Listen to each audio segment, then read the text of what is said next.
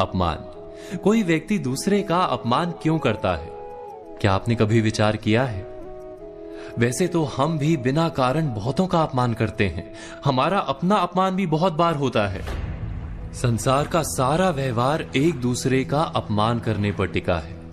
जैसे पति अपनी पत्नी का अपमान करता है, पिता अपनी संतानों का अपमान करता है, नौकरी देने वाला अपने नौकर का अपमान करता है, अर्थात जो भी बलवान है वो निर्बल का अपमान करता है।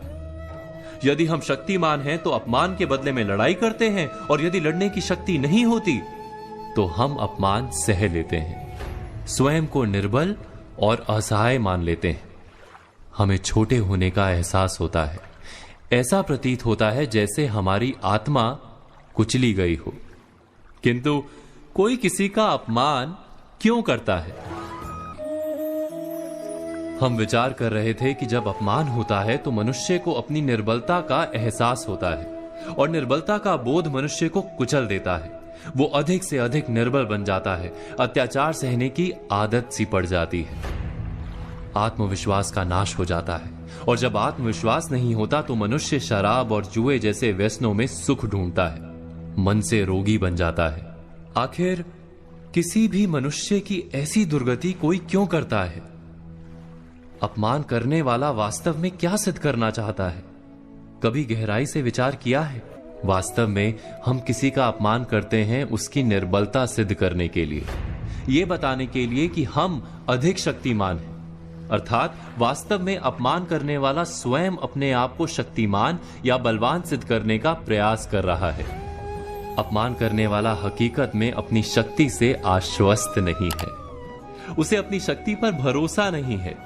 दूसरों को चुनौती देकर वो अपनी शक्ति पर विश्वास प्राप्त करने की कोशिश करता है।